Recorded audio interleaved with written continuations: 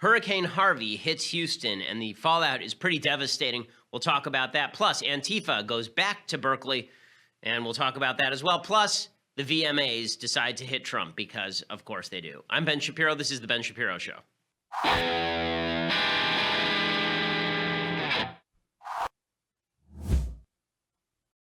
Alrighty, so lots of news breaking over the weekend, most of it from Houston, where Hurricane Harvey has hit incredibly hard. Apparently there's 50 inches of rain in Houston, which is just an astonishing amount of rain. And these pictures are just amazing. I'm going to show you some pictures in just a second of what the hurricane actually looks like, what the conditions on the ground have been. But first, I want to say thank you to our sponsors over at Texture.com. So if you're an information junkie the way that I am, if you need information all the time, then Texture.com is the best way to get that information. Texture.com is an app that allows you to download and have available hundreds of magazines at a finger's touch. It is amazing. Okay, so for $9.99 a month, you're getting 200 plus magazines.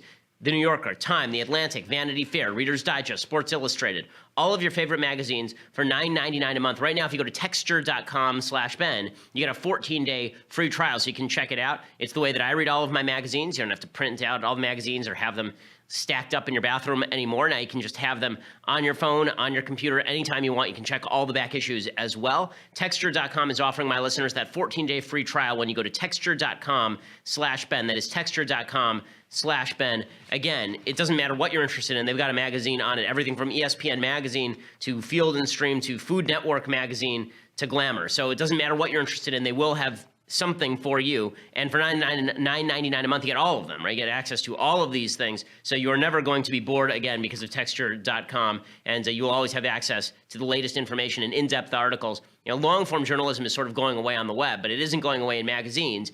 You just don't want to have to pay $5 a month to each one of these publications. I mean, if you assume $5 a month for 200 publications, you're talking about $1,000 a month. Instead, you get it for $10 a month. So pretty amazing stuff right there. So make sure that you head over to texture.com/Ben and check it out. Okay, so over in Houston, it is full-scale disaster area. I want to show you some of the pictures of what's happening in Houston. Really incredible. So this is what certain parts of Texas now look like. You can see the entire town is covered in water. There are a few cars on the street, but you can see that the cars are covered all the way up to the windshield. So this water is 3-4 feet deep.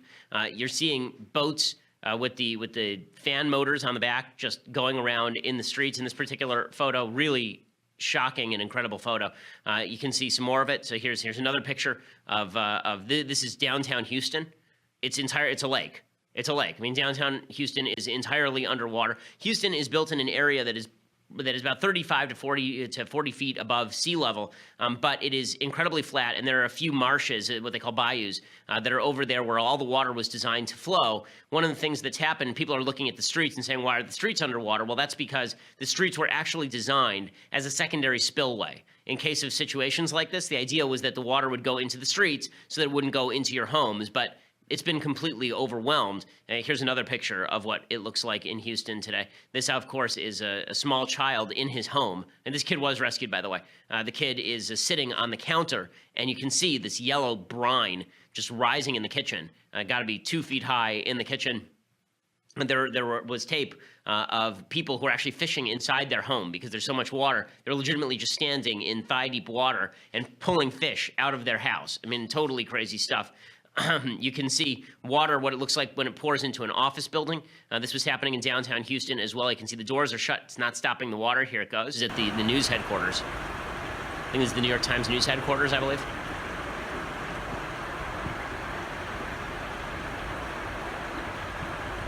Just unbelievable stuff.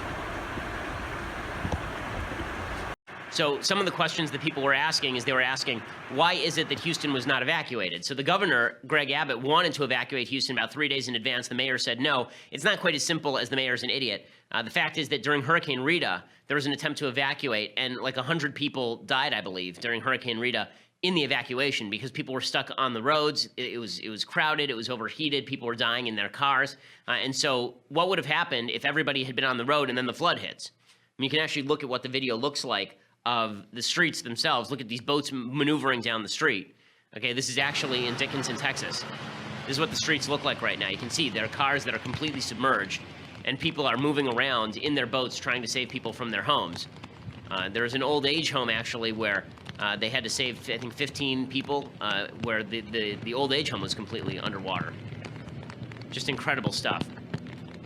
So one of the questions that's been asked is, how is Trump doing on all this, right? How's the federal government doing on all this? So Trump, as is Trump's wont, tweets out a lot of stupid things, right? He tweets out a lot of dumb things. He tweeted out a bunch of things about the hurricane that are really kind of silly. He tweeted, it sounds like a game show host tweeting about the hurricane. You know, he tweeted out, for example, "Wow!" exclamation point, right, about the size of the hurricane. I mean, almost as though like this 17 hours ago, all caps, historic rainfall in Houston and all over Texas, flood are unprecedented, and more rain coming. Spirit of the people is incredible. Thanks. And then he tweeted a bunch of things about Mexico. Now he tweeted this. This was yesterday. "Wow! Now experts are calling Harvey a once in a 500-year flood! Exclamation point. We have an all-out effort going and going well." And he also tweeted out, "Many people are now saying this is the worst storm hurricane they have ever seen. Good news is that we have great talent on the ground." So, I mean, this sort of wonderment from Trump is not good tactics. I mean, it's just not great politics. You don't really want to spend a lot of time when in the middle of the storm talking about, "Wow, this is historic." Like, we can all observe this, but we're not in control of it. Like, theoretically, you should actually be projecting a sense of calm when you do this. Not, "Wow, look at that rain. Isn't that amazing? Also, we're here." But that's really been the only criticism of Trump, which demonstrates that Trump actually is doing a pretty good job with all of this, right? Trump has not done anything wrong. So the media, can you imagine if Trump were doing a bad job? You remember how the media was about Hurricane Katrina, where it wasn't even the federal government's responsibility to be there? And they responded in relatively prompt fashion, and the media ripped them up and down because the Democratic governor of the state, Mary Landrieu, I think it was, at the time, she was Kathleen Blanco was the governor of the state at the time. She was garbage. She was a terrible governor at the time. And Mayor Ray Nagin of New Orleans had told people not to evacuate, and then a lot of people died because of that, and then they blamed Bush for it. Can you imagine if things went wrong in Texas, how much blame Trump would get? It would be insane, right? The media would never stop. But Trump hasn't done a bad job with this because he allowed his administrators to do what they had to do. He told them to get down. The federal government learned its job from Hurricane Katrina. They're never going to be caught off guard on this sort of stuff again. And you know, the federal government is doing what it's supposed to do here. Greg Abbott said, "Trump has already told us whatever we need, we're going to get." By the way, it's all locals and state that's really doing most of this work. The National Guard is down there helping out too. But this is the difference between Greg Abbott doing a good job at the state level and the mayor of Houston apparently doing a good job with local law enforcement. He's a Democrat, so this is a bipartisan thing. And here's Greg Abbott talking about the federal government's response. What can you tell us about President Trump's personal engagement in this problem and in managing the response to it? It's been extremely professional, very helpful. He called and said, "Governor, whatever you need, you've got." And this is the quickest turnaround I've ever seen from the time that a governor made a disaster declaration to getting that granted. Okay, so Trump is doing what he's supposed to do. He's checking all the boxes. The FEMA administrator, right, works for Trump, says, "Listen, we're going to be there for years, and that's okay. We're going to fix all this stuff." The National Weather Service says that parts of Texas might be uninhabitable for weeks, even potentially months after the hurricane. Are you prepared? Is FEMA prepared to be there for months on end? FEMA's going to be there for years, sir. This disaster recovery, this disaster is going to be a landmark event. And we're already in the stages. While we're focused on response right now and helping Texas, respond, we're already pushing forward recovery housing teams. We're already pushing forward forces to be on the ground to implement National Flood Insurance Program policies as well and doing the inspections that we need. So we're setting up and gearing up for the next couple years. Okay, again, the point here is that the media would be all up in Trump's business if Trump were doing a bad job on this. And that's how you can tell when Trump is doing something okay. When the media are all up in Trump's business over something ancillary, that means that the main job that he's doing is basically okay. When Trump does something terrible, the media are all over him. When he does something mediocre, the media are all over him. When they're focusing on his tweets about the hurricane as opposed to the actual federal government response, that means the federal government is doing what it needs to do. And I promise you, the people in Houston don't give two damns about what Trump tweets about this stuff. All they care about right now is there going to be somebody who's going to help me get out of my house? I mean, it was getting so bad that people were tweeting their home address over Twitter to the emergency response teams because the 911 call center was jammed. There have been over 1,000 rescue attempts. I think 5 people dead in the flooding so far in Houston. The local PD was telling people, if you're going to take shelter in your attic, make sure that you have an axe, because if the water rises, you may have to bust your way through the roof. Okay, that's how bad things have gotten in Houston. Good for the local administrators and good for the police and good for the citizens. There have been a lot of citizens, great stories, citizens out there in their boats, going around saving people, just normal people. I mean, just going around. Really, it shows the American spirit. It is amazing how the media covers this, by the way. There was one guy who was driving around and he was sailing around in his boat, picking people up, and he happened to have a Confederate flag on the back of his boat. And the media had coverage of this, and they refused to cover it because he had a Confederate flag. Because clearly this guy was a brutal, vicious racist, even though he was saving black people from their houses too. Clearly the Confederate flag trumps the fact that he's out there saving people. Anyone with a Confederate flag must be evil and nasty. I know there was a story like that today where there was tape of, it was kind of funny tape, of a fellow who had a hawk land in the middle of his car. The hawk came in and landed in the middle of his truck because it had no other place to land. And naturally, the internet went nuts because this guy had a Confederate flag in his car. So obviously, that's something terrible, and we can never, ever, ever say nice things about anyone who has a Confederate flag in their car. The reason that I bring that up is because there was a lot of talk as this hurricane is happening about why can't America just be that? Why can't America just be that? Why can't America just be the place where we all help each other out?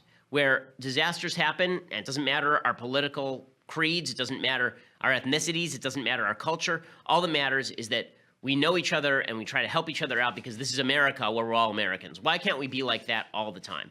Well, I'm going to explain to you why we can't be like that all the time because we're going to shift focus to Berkeley in just a second. But first, I want to say thank you to our sponsors over at Zeal. So right now, are you stressed? Do you need a massage? Zeal can make that happen for you. You don't have to wait in line at the spa. You don't have to make an appointment days in advance. Instead, you go to Zeal.com, and that allows you to actually bring a masseuse to your home. Licensed masseuse comes directly to you. They're all vetted. They're all licensed. They're all terrific. They bring the table with them. They bring the massage oils. They bring the music. They bring the whole deal. It comes right to your house. It turns your house into a spa. That's what Zeal.com is there for. And they have 9,000 licensed massage therapists all over the country. So you can get these people to your house in an hour or less in some cases.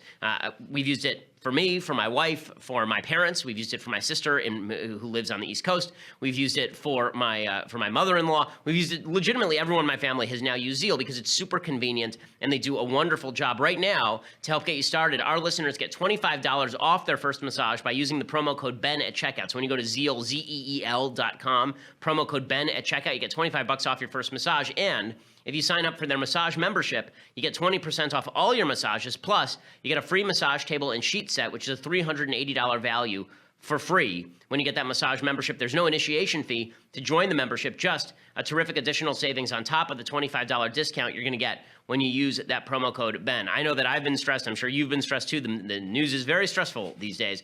Zeal.com, ZEEL.com can help you out with that. Use that promo code Ben when you check out. Make sure you click on the link that says add promo code and use that promo code to get $25 off. It'll make your life better. I've said many times that one of the great things in life is not having to be rich, but actually to feel like you're rich, to actually live like you're rich. This is one of those things that makes you feel rich without spending a whole hell of a lot of money, and you don't have to wait in line and go to some spa that you've never heard of with a weird name. Instead, the person comes direct to your home. They're all licensed, and they're all wonderful. So Zeal.com, ZEEL.com, and use promo code Ben at checkout. So why can't everything be like Houston? Why can't we all just get along, as Rodney King might put it? The answer is because it's one thing to look at existential threats like the rain and say, okay, we all better get together against it. We better get together against this. I don't talk Game of Thrones on the show too much because I know that a lot of people don't watch Game of Thrones. But this is sort of the general tenor of Game of Thrones, is that there's a threat that comes from the north. It's not giving anything away. It's in the first episode. There's a threat coming from the north, and it's these zombies basically coming from the north of the country. And then in the south of the country, everybody is fighting over domination. And so half of the series is about how do you get all of these people together to stop fighting in petty fashion with each other in order to fight the White Walkers who are coming from the north. Ronald Reagan used to say this all the time about the Soviet Union. He used to say, we're fighting the Soviet Union right now, they're fighting us. But what if aliens were to come from outer space and attack the Earth? Well, then we'd all be on the same side, wouldn't we? We're all human. Okay, but the thing is that the conflicts that we have with each other still matter.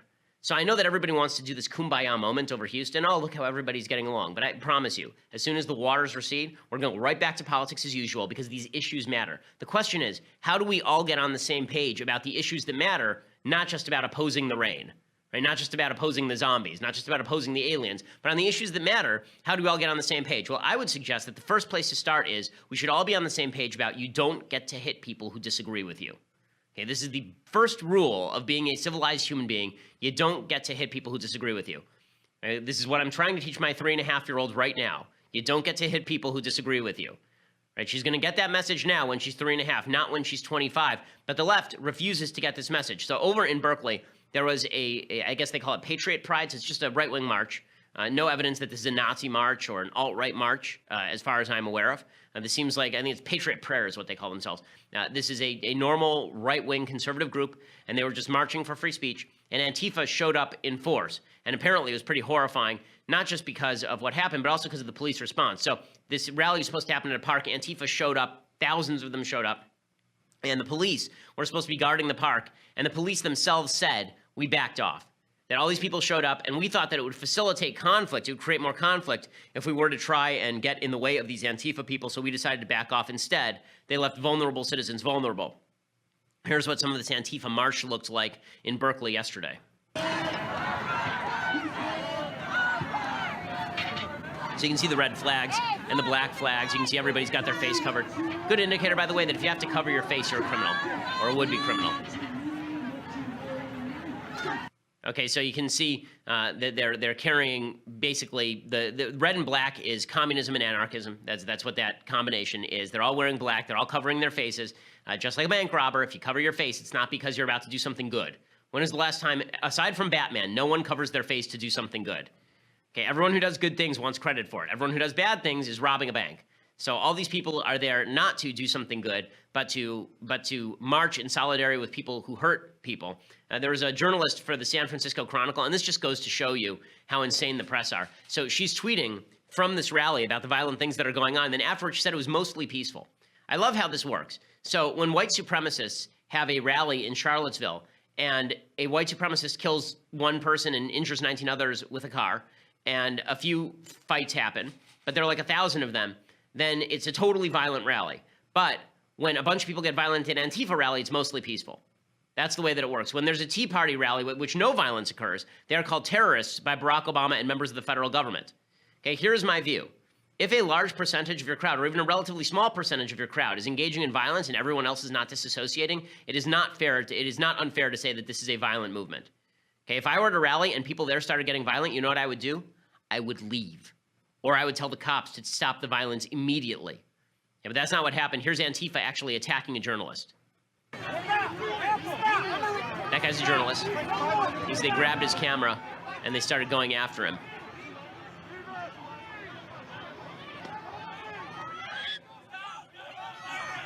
And there's a journalist who's been pushed down on the ground. And you can see what was hilarious about this is people holding up shields that say no hate on them as they're basically running people over. That was not the only situation like this. Here's Antifa at this rally in Berkeley attacking a father and a son. What are you guys beating us up for?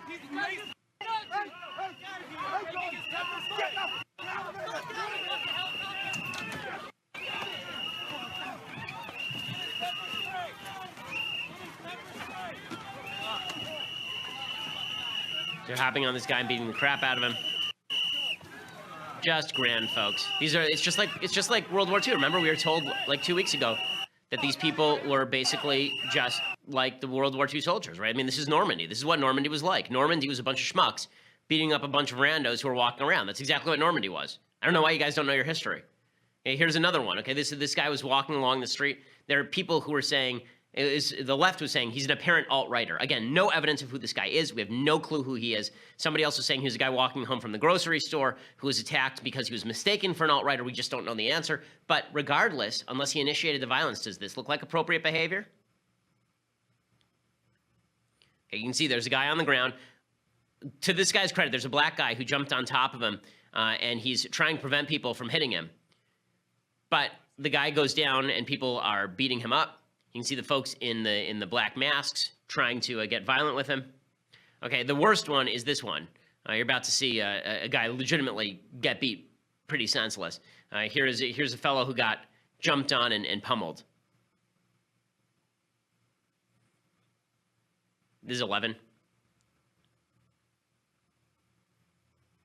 And you can see there's that guy on the ground. They're dragging him. They're kicking him. They're punching him. pretty astonishing. So all this stuff was happening. Where were the cops for any of this? You see any cops? So here's the deal, Berkeley. Okay, let's start with this. I'm coming September 14th. We just paid $15,000 security fee so that you guys would be protecting. If this goes down, it's all on you. I've already openly called, and I will continue to call, for no one who's a supporter of mine to engage in violence, even defensive violence. I want everybody to come and be entirely peaceful, okay? This is an act of nonviolent resistance. We're going there with the approval of the Berkeley administration. We have every right to be there. You have every right to be there. You have every right to attend. Okay, don't act violent, because I want the world to know, I want America to see whether the police are going to do their jobs. They charged us an arm and a leg to ensure security. Let's see if they run away and allow Antifa to have its way.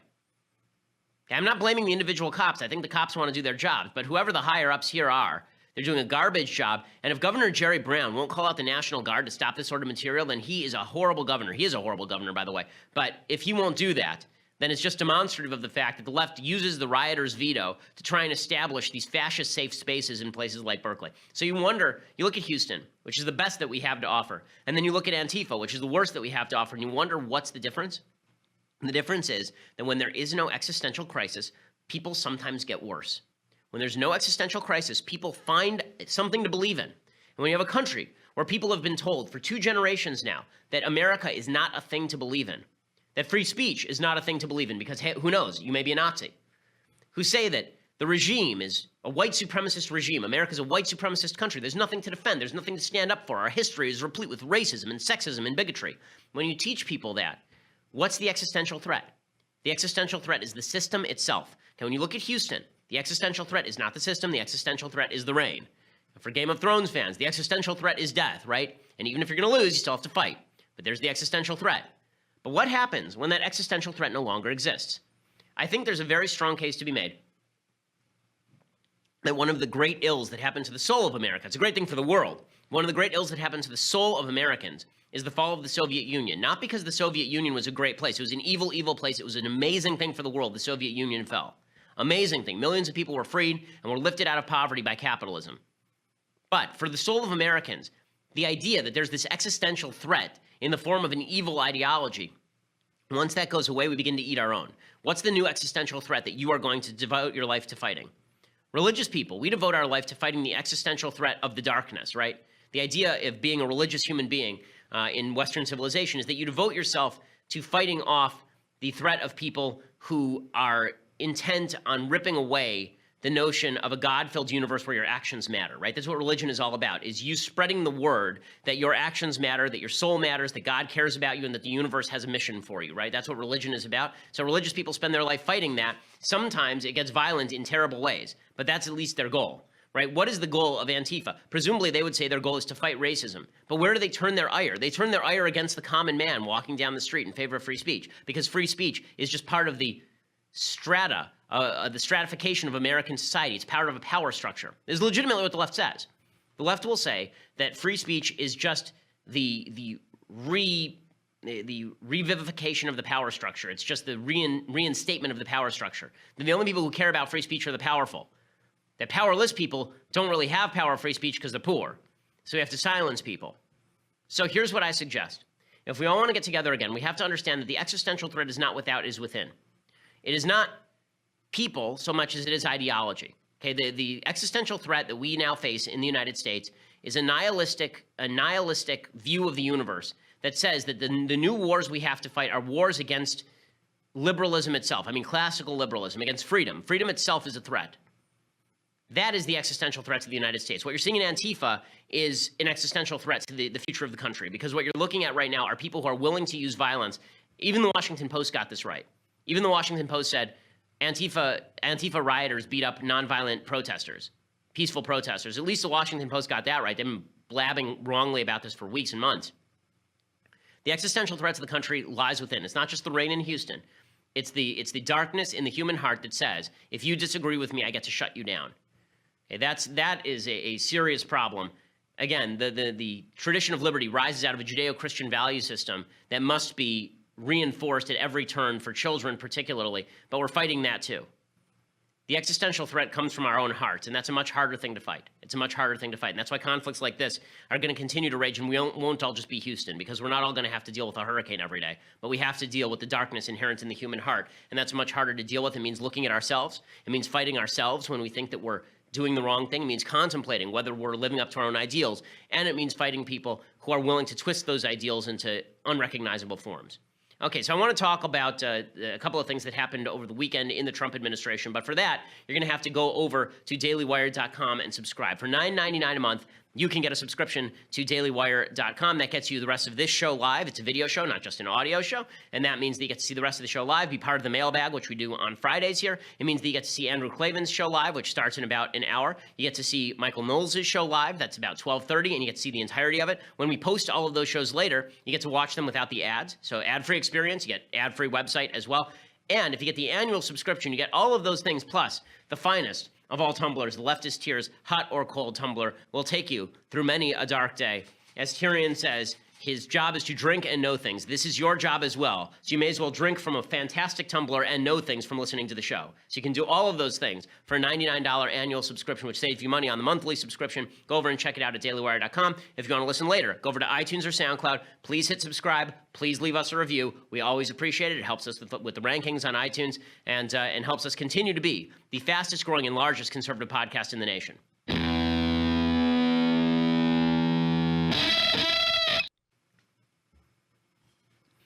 So the hurricane coverage and the Antifa coverage has really swamped some pretty big news that happened over the weekend. A couple of big things happened over the weekend. Late Friday afternoon, President Trump decided that it was definitely necessary for him to pardon Sheriff Joe Arpaio. This was obviously a political move. We can talk about the ramifications of it, why I think some people are overstating the case against the pardon.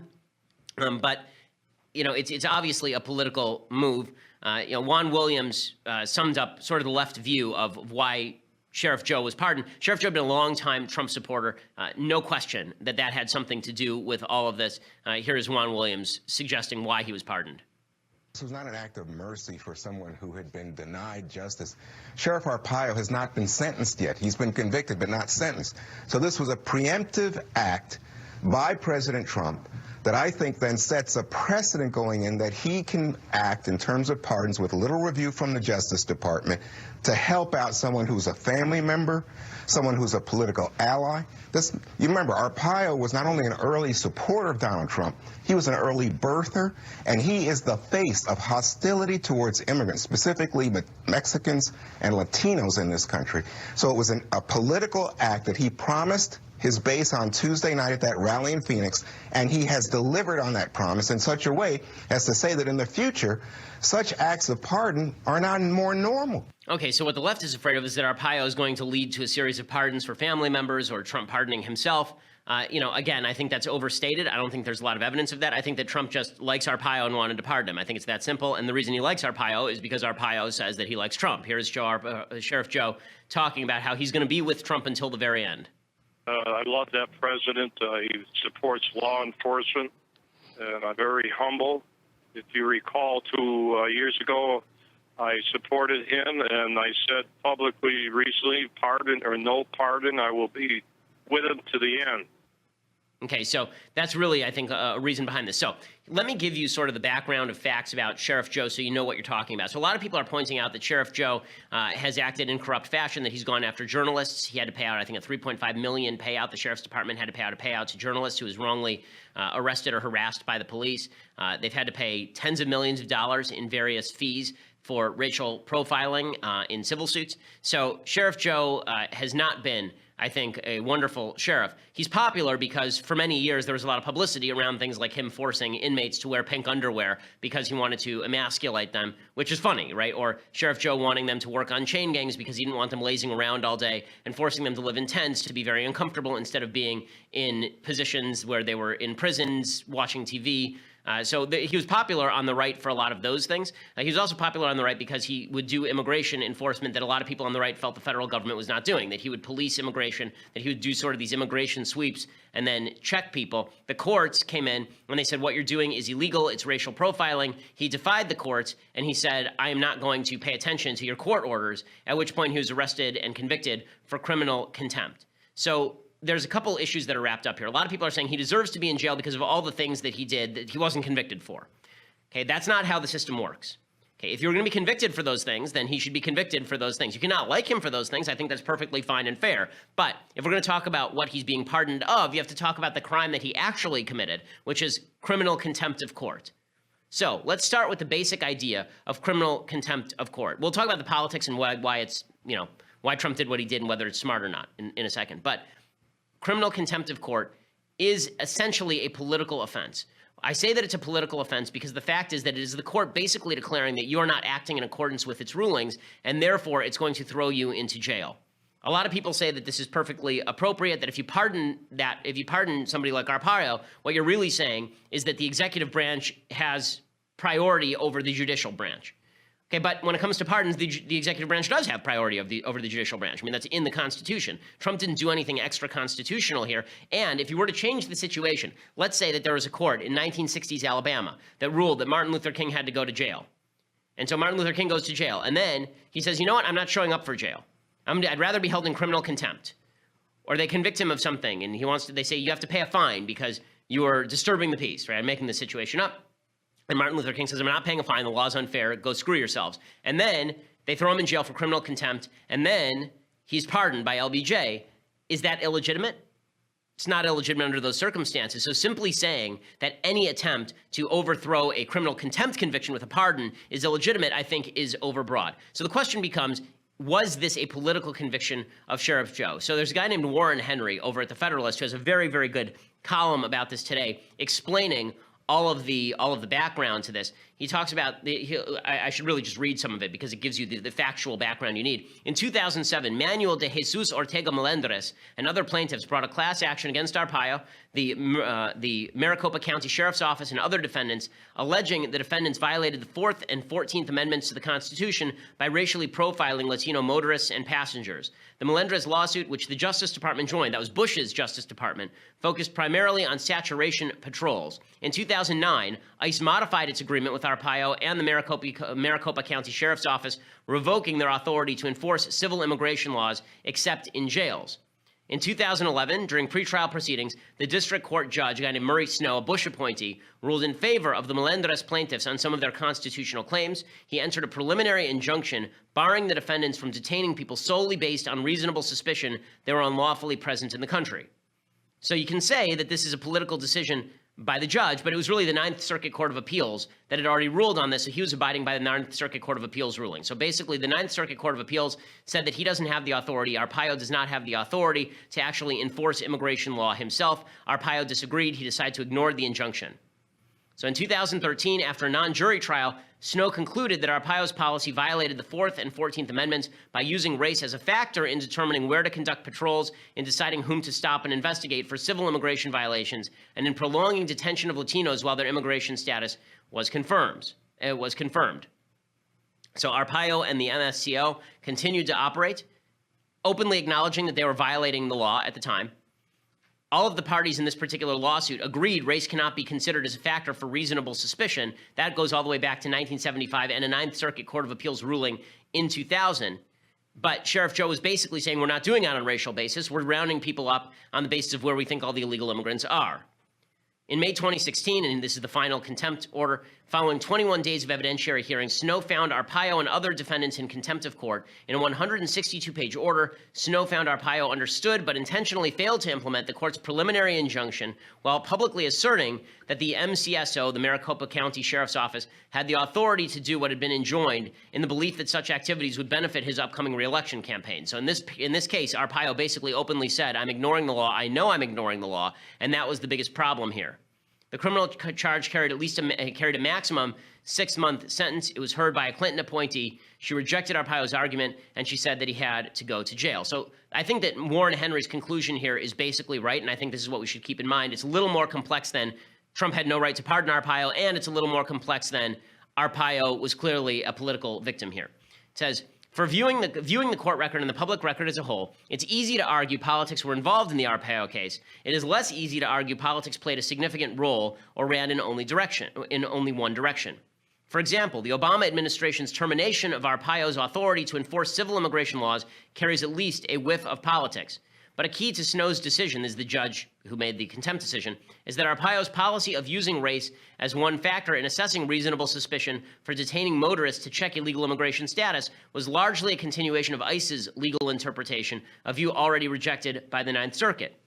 It could be argued the Ninth Circuit's precedent, which declined to follow dicta in the Supreme Court decision, was ideological, but it was a decision of the full court, and it wasn't really disputed. You could say that there were politics involved in the DOJ's decision to pursue Arpaio for criminal contempt. Maybe. That's possible. Or maybe they were looking at his case and they thought that he had openly said that he was violating the law and engaging in some sort of racial profiling. So here's the bottom line. If you are sympathetic to what Arpaio was doing, if you think that the locals should be able to enforce immigration law and that there will be some element that looks like racial profiling if you are involved in detaining illegal immigrants in Maricopa County, then you're likely to think that this was a political prosecution. If you think that racial profiling in this case was obvious and that Sheriff Joe's a bad guy and that he was attempting to do all these things in order to help his reelection campaign, then you are likely to think that Trump is the one who's political here. But I don't think that it's quite as clear as everybody's making it out to be. Now, politically, is it smart? Well, it's not smart for the future, right? Politically, it's not brilliant to alienate every Latino voter in the country by pardoning a guy who is most famous for saying kind of nasty things about Latinos generally to publications like Rolling Stone. But obviously Trump knows where his base is. That's why Trump treated this as sort of a rallying point, right? He treated it as an actual rally issue. He went to Phoenix and spoke openly in front of a crowd about pardoning Sheriff Joe. So for Trump, it might be a good move. For the Republican Party in the long run, it probably is a bad move. Is it unprecedented? No, obviously not. President Obama pardoned Chelsea Manning. President Clinton pardoned Mark Rich for obvious political reasons. It's not unprecedented in any way. I've long said I'm an opponent of the president's ability to pardon. I don't think governors should be able to pardon. I don't think the president should be able to pardon. I don't think they were granted any godlike knowledge that is above and beyond what a jury and a judge can do. Okay, so in other news affecting the Trump administration, Rex Tillerson looks like he's going to be on the way out, the Secretary of State. I think that's a good thing. I don't think he's a good Secretary of State. I think that Rex Tillerson is basically a Democrat. I don't think that he is right-wing in any serious sense. He's not hawkish on foreign policy in any serious sense. He's sort of a State Department lifer. The talk is that he may be ousted and Nikki Haley would be made Secretary of State. That would be fantastic. That'd be a fantastic move. Good for Trump if he does that. Rex Tillerson basically signed his own death warrant on the way out. He went after Trump himself. He was specifically asked about Trump's take on Charlottesville, and here was Tillerson's answer.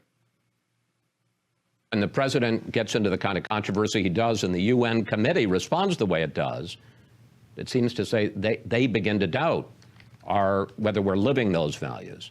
I don't believe anyone doubts the American people's values or the commitment of the American government or the government's agencies to advancing those values and defending those values. And the president's values? And the president speaks for himself, Chris. Okay, that's brutal. I mean, when your own Secretary of State won't say that you speak for America's values, that's basically him saying, sayonara, I will see you later, catch you on the other side. I think that Tillerson is out by the end of the week. I think that's a good move by the Trump administration. I think it's a bad reason to oust him. I think the reason to oust him is because he's not good at his job, that he's a bad Secretary of State who doesn't actually forward the policies of the United States in any serious way. But if he has to go like this, I'm in favor of it. Fine, get out. So Tillerson, I think, will be out. I think Nikki Haley will replace him, and that will be a good move by the Trump administration. He'll have to use Haley to replace him because otherwise the Senate's not going to confirm anybody he nominates. Haley has already gotten through as the UN ambassador. It would be hard for the Senate to turn her down. Okay, time for some things I like and then some things that I hate. So, things that I like. If you ever want a fantastic synopsis of various great philosophers over time, Will Durant has a book called The Story of Philosophy that truly is a first-rate book, does a great summary of all of the great philosophers over time, Aristotle and William James and Nietzsche and Herbert Spencer and Plato and Spinoza and Kant. It's really terrific. It's a great summary of, without having to wade through 800 pages of a critique of pure reason, which is almost unreadable anyway. Reading their summary of Kant is accurate and good. Will Durant is, of course, a very, very famous historian. He wrote a much celebrated history of Western civilization that is well worth reading. He was very pro-Western civilization, and it comes out in all of his writing. I believe he's a religious Catholic, so he's a religious thinker as well. this was written in 1926, so it stops dead before you get to a lot of the later developments in philosophy. But it is it's such a good book, and it's been continuously in print for years. You can get it for like $5 on Amazon. It remains an excellent, lucid reading of various works of philosophy. After he wrote this, and it came out, he wrote The Story of Civilization, which is like an 11-volume set that everybody has on their shelf, but nobody has ever read. Except me. It's really good. It's really top notch. So go out and check A Story of Civilization as well, which is Will Durant's book on the history of Western civilization. Okay, time for some things that I hate. So let's imagine that we're in the middle of a natural disaster. And let's imagine that that natural disaster happened while an unpopular president of the United States was president. And let's imagine there was some sort of cultural event where everybody decided to get up and rip the president in the middle of that.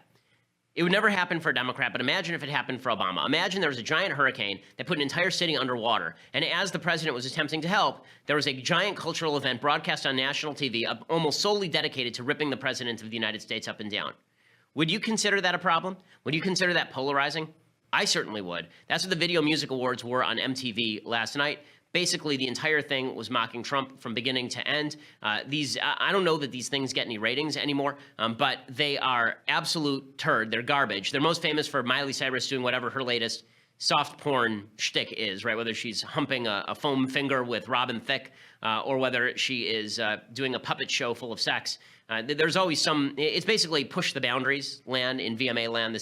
They became originally, the first time I remember the VMAs becoming a national issue is when Britney Spears was strutting around the stage with a giant boa constrictor about her abdomen. But they've moved on from there. Now they've decided to go full political. So Paris Jackson, who I don't even know why Paris Jackson is culturally relevant, Michael Jackson's daughter, I guess, has she ever been genetically tested? Because I think they said that it was artificial insemination, correct?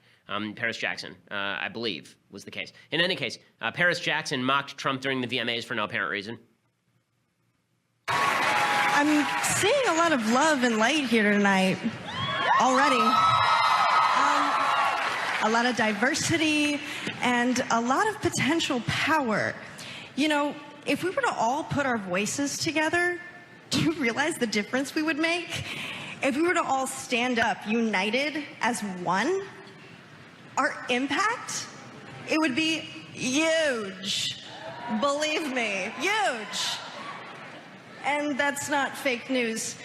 So let's leave here tonight remembering that we must show these Nazi white supremacist jerks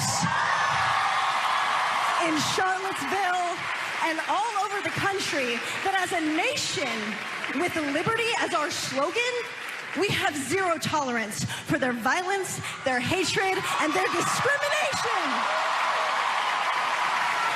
She's so righteous. Oh, preach it, Paris. I mean, okay, so she's at legitimately one of the most useless cultural events in history. A bunch of people whose music will be forgotten inside of 2 years, with a bunch of young kids who have nothing better to do than spend their night listening to a bunch of dolt celebrities talk to them about things of which they know nothing. And then she gets to feel real special because we all hate Nazis. Woo! Guess what? I've been hating Nazis my whole life. We fought a war to kill a bunch of Nazis. Okay, well, everybody hates the Nazis. You're not doing anything special by saying we hate Nazis. Yay, we all hate Nazis. Yay. How about if she got up? Imagine if Paris Jackson had gotten up and say, listen, violence is never the answer on any side. I shouldn't say that, right? We have to stand up to their violence and their hatred and their bigotry. As people of liberty, we cannot tolerate their hate. Well, I'm pretty certain that as people of liberty, you have to tolerate their hate so long as it's not violent. This is one of the principles of liberty, because what you consider hate might be somebody else's belief system. And you can tell that I highly doubt that Paris Hilton or Paris Jackson actually feels the necessity to limit her own hatred for Nazis alone, because the left never does. The left always broadens it out, right? When I go to Berkeley in 2.5 weeks, they're going to call me a Nazi. They will. Okay, they'll call me a Nazi because this is what they do. And then they'll get up and they'll say, we couldn't tolerate him. It was so great that Antifa shut him down because he was just like a Nazi. You know why? Because he says that Black Lives Matter is not a movement that helps the country.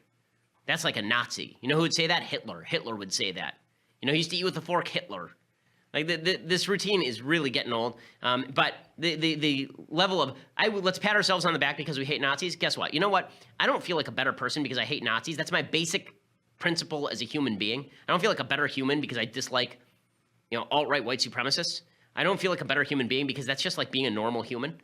I don't spend my time virtue signaling because virtue signaling is not virtue, but this is just virtue signaling because you're not actually doing anything.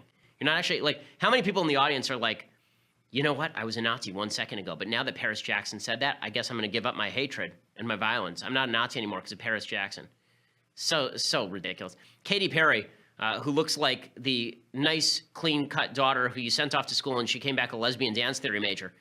She decided that it was worthwhile to mock Trump as well. First of all, Katy Perry doesn't get to mock anybody's hair with this getup. I mean, she looks like she stuck her head in a bowling ball cleaner. Here's Katy Perry. So there were 5 nominees for Best New Artist when this whole night got started. Now it's just up to the top 2. Congratulations, Julia Michaels and Khalid. And who wins is up to you. One artist will join the ranks of other Best New Artist winners like Justin Bieber, Lady Gaga, and my personal favorite, Hootie and the Blowfish. Woo! Listen, guys, this is one election where the popular vote actually matters, so vote online. But hurry up before some random Russian pop star wins, okay? Okay, so boring, so stupid. Katy Perry should not do comedy, but here's my advice to the Democrats. Please keep using Katy Perry in everything. You did it at the DNC. It worked beautifully, ensuring that Hillary Clinton would never be president of the United States. Okay, this one I thought was, I feel bad for Heather Heyer's mom. Heather Heyer's mom showed up to the VMAs. I do not know why Heather Heyer's mom is at the VMAs. Heather Heyer was, of course, the victim of the white supremacist in Charlottesville. The woman who was killed was Heather Heyer. Her mom shows up at the VMAs. I do not like that, I can't speak. Heather Heyer's mom can do whatever she wants, right? I haven't lost a child. I can't speak to that. If somebody did that to my child, the chances that I would go on a cultural show to talk about it like this, like a VMA type show, are nil. It would not happen. And the reason it would not happen is because this is obviously just it's a stupid show. And for the VMAs to use the platform as a let's make it about Charlottesville. Again, 95% of Americans hate white supremacists. Probably 98% of Americans hate white supremacists. It's all virtue signaling in an attempt to suggest that anybody who doesn't like the VMA's lifestyle, and VMA is a lot more than just we don't like Nazis, it's an attempt to say anybody who dislikes the VMAs generally must stand against the anti-Nazi routine. Here's Heather Heyer's mom presenting an award at the VMAs. I don't see the purpose of this for the VMAs. I don't see the purpose of this for Heather Heyer's mom. Again, she can do what she wants. I have nothing but sympathy for Heather Heyer's mom. But this seems to me a mistake in terms of bringing the countries together as opposed to polarizing it. It is my distinct honor to introduce Susan Bro, Heather Heyer's mother, who is continuing to magnify Heather's work.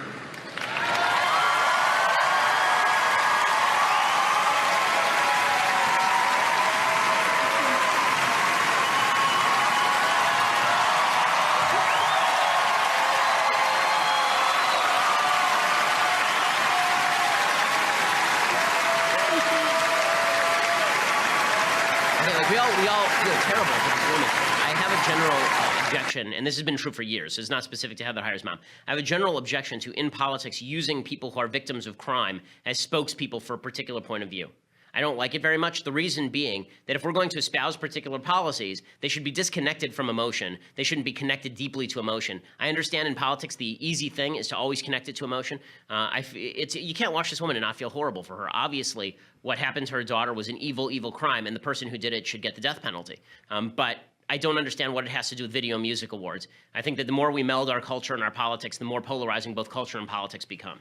Okay, we'll be back here tomorrow. We'll bring you all of the latest updates, including Antifa updates, of which I'm sure there will be many. Plus, just want to mention before I go here that Berkeley still has not released tickets for my event on September 14th. But if you go to YAF.org, then we've set up a link where you can sign up for a list, so you'll be the first to be notified about the availability of tickets. I think that there are 2,000 tickets available. We already have like 1,600 signups in just about 48 hours here. So the tickets are going really fast in terms of people who are signing up to be notified. So go over to YAF and sign up to be notified. We want to make sure that we pack the hall. This is a free speech event, and we are going to be speaking out against tribalism. All the things we talk about on the show will come up. So it should be a great event, and I look forward to seeing you there. Obviously, everyone remain nonviolent. We are paying so that the police will do their jobs. I'm a taxpayer in the state of California, so the police will do their jobs.